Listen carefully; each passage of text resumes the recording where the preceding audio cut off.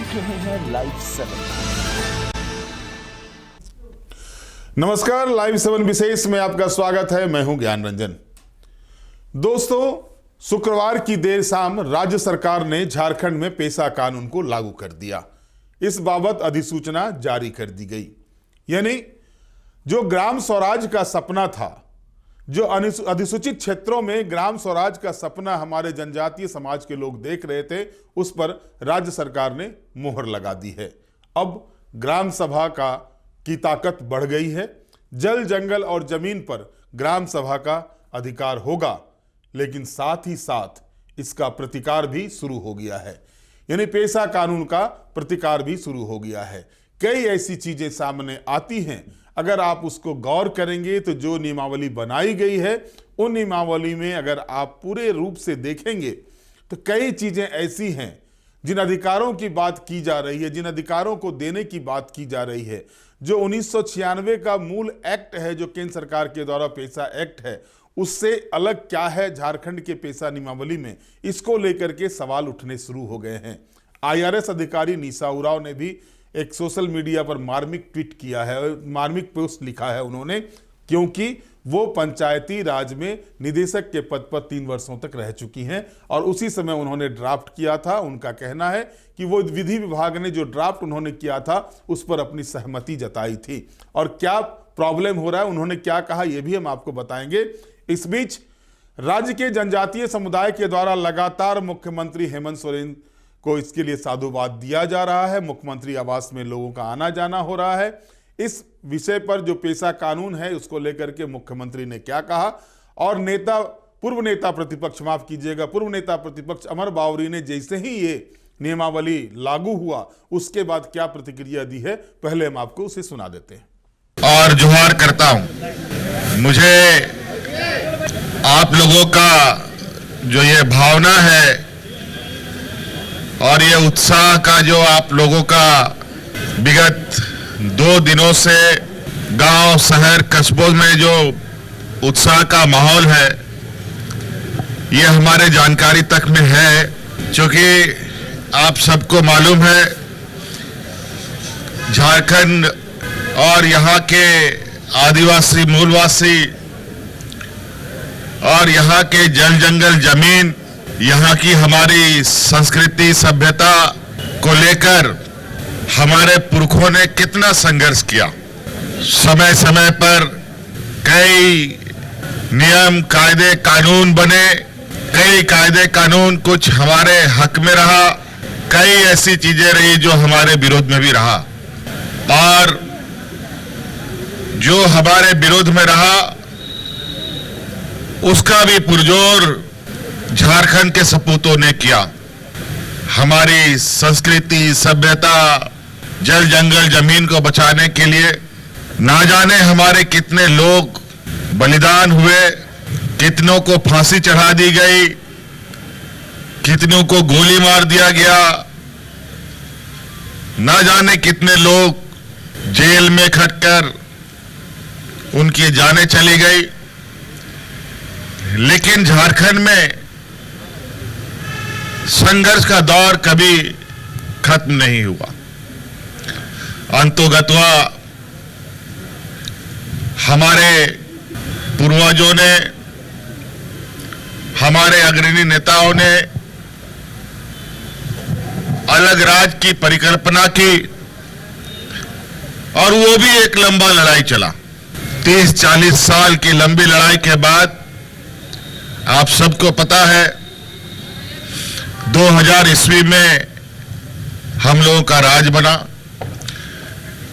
राज बनने के बाद भी आप सब लोगों ने देखा होगा कि झारखंड में कितना उतार चढ़ाव हुआ। झारखंड अलग होने के बाद भी कभी कभी ऐसा लगता रहा कि वास्तव में झारखंड राज्य अलग हुआ है भी या नहीं। बड़े पैमाने पर बाहरी ताकतों का यहां पर दबदबा कायम रहना और यहां के मूलवासी आदिवासियों के हक अधिकार को बड़े सुनियोजित तरीके से खत्म करना जारी रहा। अंतोगत्वा आप सब लोगों ने,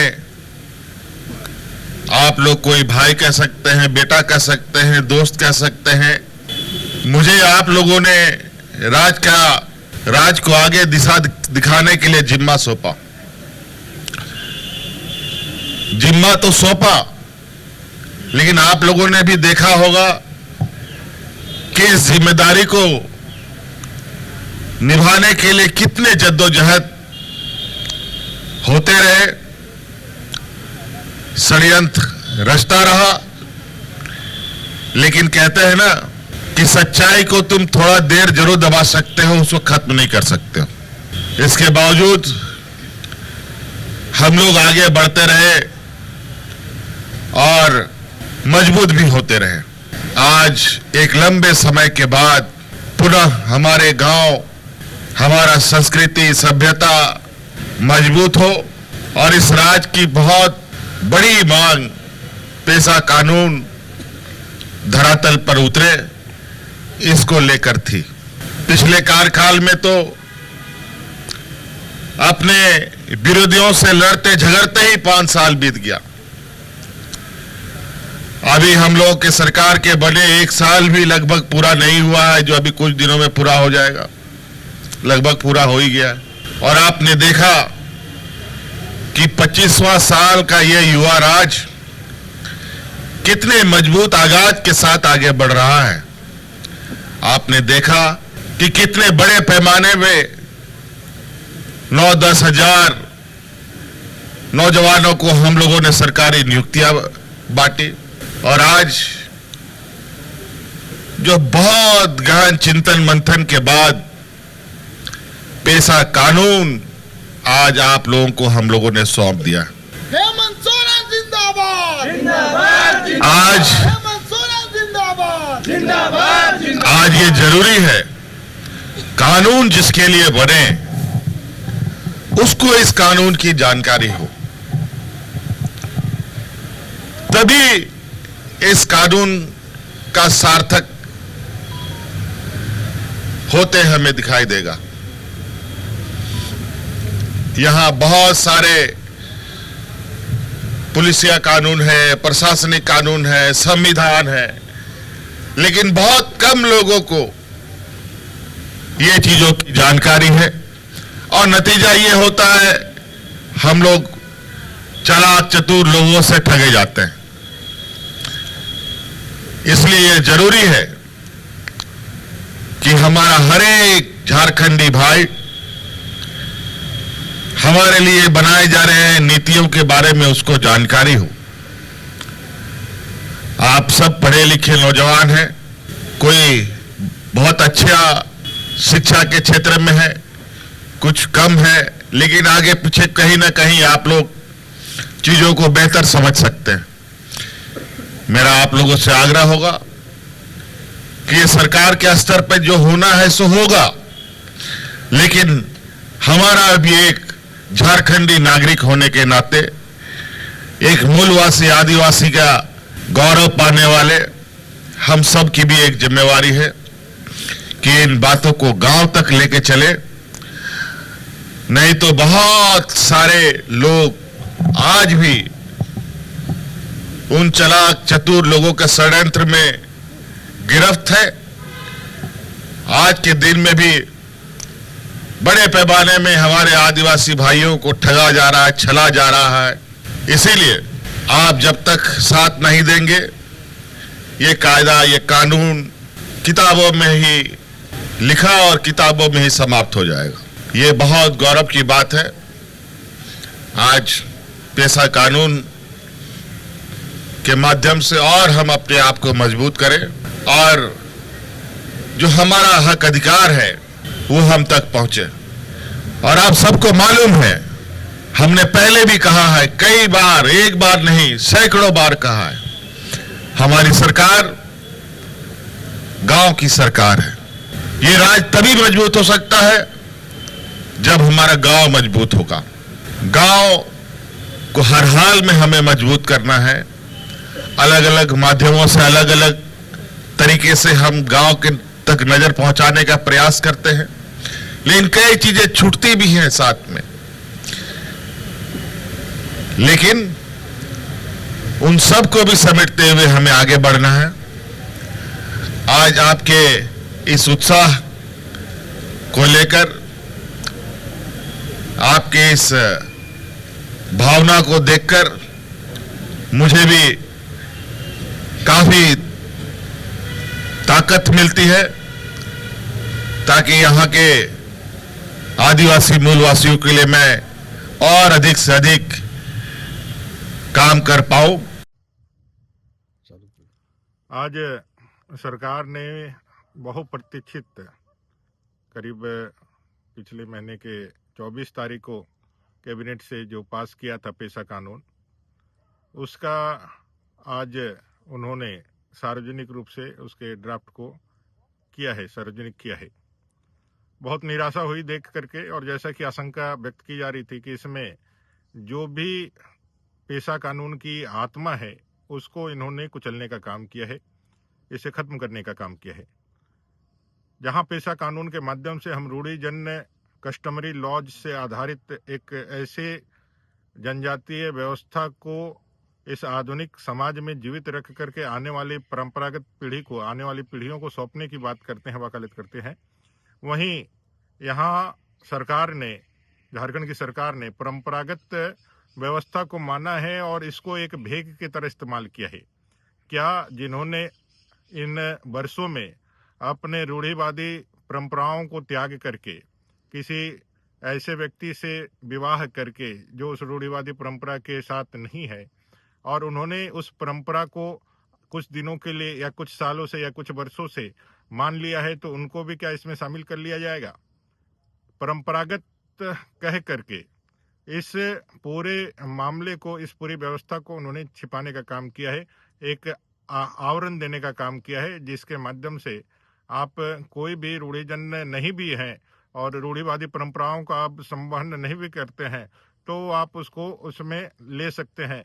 ऐसा एक छद्म रूप से एक रास्ता सरकार ने दिया है, इसको स्पष्ट नहीं किया है। दूसरे, जहां 1996 का पेशा अधिनियम, पेशा कानून ग्राम सभा को सर्वशक्तिमान बनाने की आशा रखता है, इच्छा रखता है, वहीं आप देखेंगे तो आज जो उन्होंने पब्लिश किया है उसमें अध्याय 10 से लेकर के 17 तक जो विभिन्न प्रकार के जो खनिज उत्पाद है, लघु उत्पाद है, जो वन उपज है, जो जल स्रोत है, उनके प्रबंधन की जो बातें हैं, जिसमें शक्ति जो है ग्राम सभा को दी गई है, वहां उनके अधिकारों को रिस्ट्रिक्ट करने का, उनके अधिकारों को कम करने का और उनके अधिकारों को डीसी के माध्यम से सरकार के अधीन रखने का एक नियमन दिया गया है।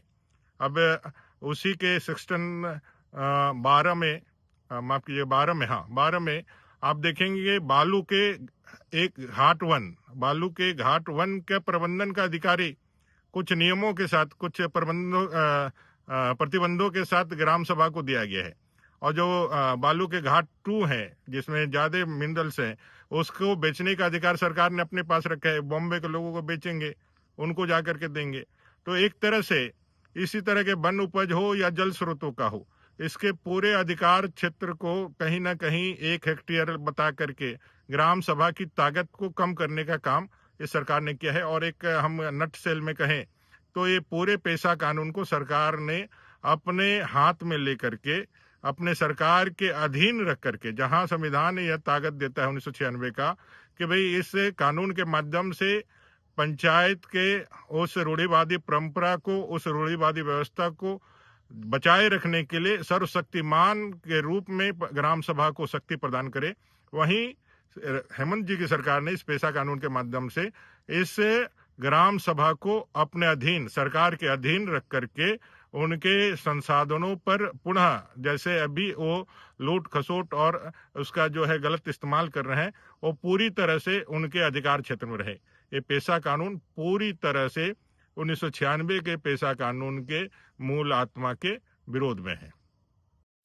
तो भी आपने मुख्यमंत्री को सुना, नेता प्रतिपक्ष को सुना। मुख्यमंत्री का कहना है कि जो काम 25 वर्षों से झारखंड में नहीं हुआ, वो काम किया गया। जो हमारे जल जंगल जमीन के जो वास्तविक अधिकारी हैं, उनको उसका अधिकार दिया गया। राज्य सरकार ने पेशा नियमावली लागू कर दी है। अच्छी बात है, इसकी मांग लगातार हो रही थी। सवाल यहां पर कई उठ जाते हैं। जो एक सवाल मैंने कल आपको बताया था, कुर्मी समाज के द्वारा उठाया गया था, वो शैलेंद्र महतो जो पूर्व सांसद हैं और उसके बाद विधायक जयराम महतो ने उठाया था। अब जरा आप गौर कीजिए, अधिसूचित क्षेत्रों में यानी 5वीं शेड्यूल के अंतर्गत आने वाले जो झारखंड में गांव हैं 2011 के सेंसस के अनुसार वो 16,000 गांव हैं। यानी 5th शेड्यूल के अंतर्गत झारखंड में 16,000 गांव हैं। और इसके बाद जो है उसमें से अगर आप गौर करेंगे तो 2100 गांव हैं जहां पर कि 100% आबादी ट्राइबल की है। यानी 16,000 गांव में से मात्र 2100 गांव हैं जहां पर कि 100% आबादी ट्राइबल्स की है। तो आप अब कल्पना कीजिए कि जो 2100 गांव के अलावा जो 14,900 गांव 13,900 गांव हैं अधिसूचित क्षेत्र के, वहां पर ग्राम प्रधान कौन होगा, उसके किसके नेतृत्व में ग्राम सभा का गठन होगा। सवाल उठता है। सवाल ये इसलिए भी उठ जाता है कि अगर आप जो अधिनियम निकला है, जो नियमावली निकली है, उसको देखेंगे तो ट्राइबल शब्द का प्रयोग अगर आप देखेंगे तो ट्राइबल शब्द का प्रयोग महज 3 जगह पर किया गया है आरक्षण को लेकर के। आरक्षण वाले मामले में 3 जगह ट्राइबल शब्द का प्रयोग किया गया है। बाकी जगहों पर जो है समुदाय ही है, समुदाय की परंपरा लिखा हुआ है।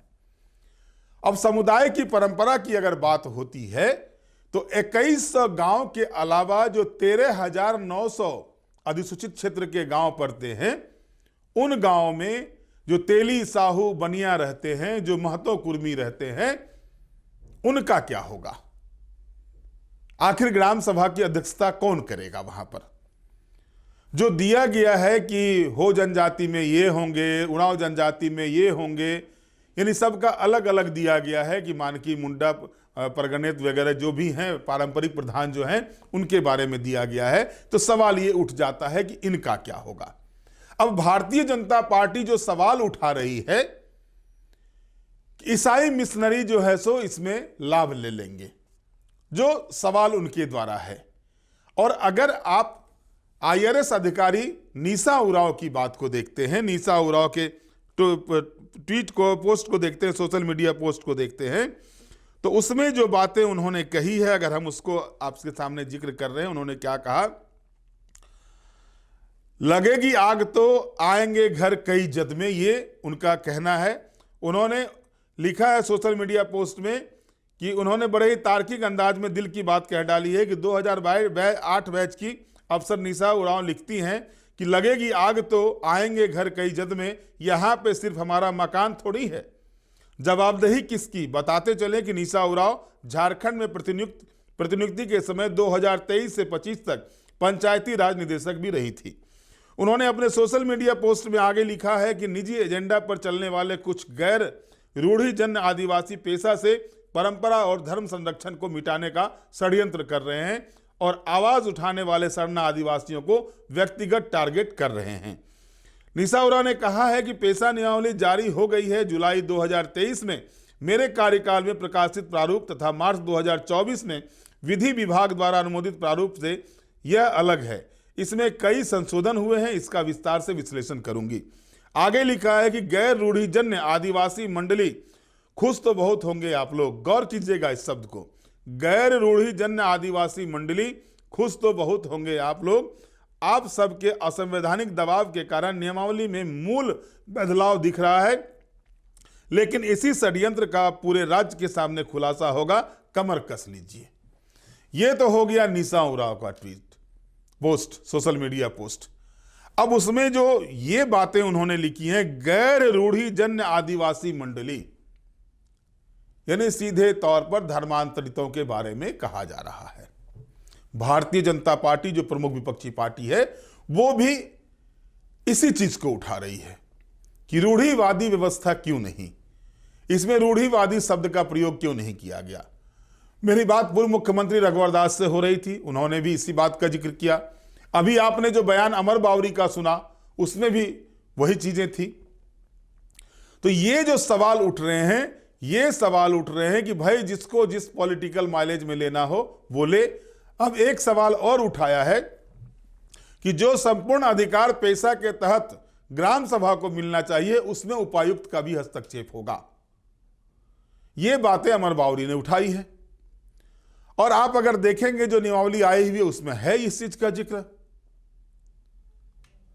लेकिन सच्चाई तो यह भी है कि अगर किसी जगह पर खान खनिज संसाधनों का या फिर विद्यालयों का जल प्रबंध के जो भी चीज होते हैं नहर का ये सब चीज का अगर टेंडर होता है तो उसके लिए तो वहां पर आदमी चाहिए।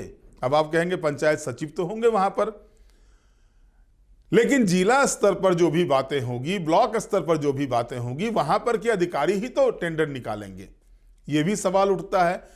क्लैरिफिकेशन का अभाव थोड़ा दिख रहा है जो सवाल उठ रहे हैं। अब जो ये सवाल उठ रहा है, जो मैंने कहा कि 16,000 गांव हैं और 16,000 गांव में से मात्र 2100 गांव जो है सो वो पूर्णतः यानी 100% जो है वो ट्राइबल समुदाय के लोग वहां रहते हैं, जो 2011 की जनगणना कहती है। 21 में जनगणना हुई नहीं, अब आगे जनगणना होगी तो हो सकता है इसमें कुछ गांव जुड़े या हो सकता है कुछ गांव घटे भी। अब सवाल कई तरह के उठते हैं कि ट्राइबल ये समझ रहे हैं कि आदिवासी स्वशासन जो है सो इस चीज को पेशा नियमावली के लागू होने से वो समझ रहे हैं, लेकिन आदिवासी स्वशासन को लेकर के ही तो सवाल निशा उरांव ने खड़ा कर दिया। सवाल जो है सो स्वागत किया पेशा नियमावली का शैलेंद्र महतो ने भी, लेकिन सवाल खड़ा कर दिया। स्वागत किया जयराम महतो ने भी, लेकिन सवाल खड़ा कर दिए। भारतीय जनता पार्टी विरोध करती है तो समझ में आता है कि विरोधी दल में है तो वो विरोध कर रहे हैं। मामला कोर्ट में भी है। तो ओवरऑल अगर आप देखते हैं तो पेशा नियमावली हेमंत सोरेन ने हिम्मत दिखाई है, इसे इनकार नहीं किया जा सकता। जो 25 वर्षों से झारखंड में नहीं हुआ उसे पूरा किया है। जल जंगल जमीन पर जो है सो उन्होंने अधिकार देने का प्रयास किया है, ट्राइबल लोगों का अधिकार दिया है। जो सूक्ष्म खनिज है, लघु खनिज है, उसको लेकर के बातें हुई हैं। इसमें जल संचयन की जो चीजें हैं, तालाब, पोखड़ा, आहार, ये सब चीज जो है, नहर, इसका अधिकार दिया गया है। वनोपज जो होते हैं उस पर अधिकार दिया गया है ग्राम सभा का। कई चीजें हैं इसमें, लेकिन अंततः सवाल यह उठता है कि जो 13,900 गांव हैं 2011 की जनगणना के हिसाब से, उन 13,900 गांव में जहां पर की ट्राइबल की आबादी कहीं पर 20%, कहीं पर 25%, कहीं पर 30%, 50 से ऊपर हो तो समझ में आता है, लेकिन जहां पर 50 से नीचे हो वहां की स्थिति क्या बनेगी? ये एक बड़ा सवाल, यक्ष प्रश्न बन जाता है इस नियमावली के तहत। और उन क्षेत्रों में रहने वाले अन्य जाति के लोग, चाहे वो बनिया हो, तेली हो और इसके अलावा महतो हो, कुर्मी हो, इनका क्या होगा?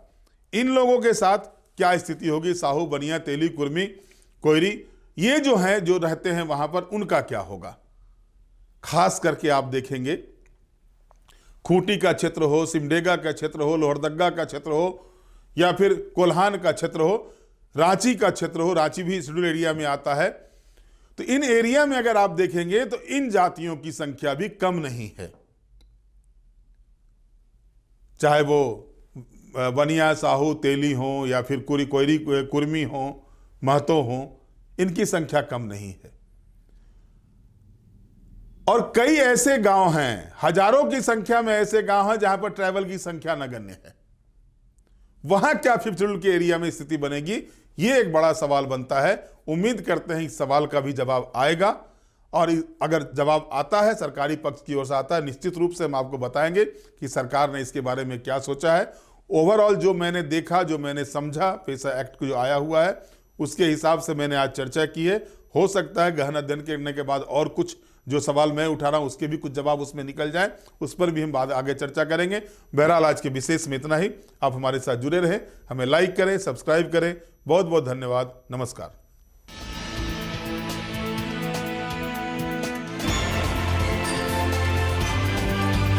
आप देख रहे हैं लाइव 7।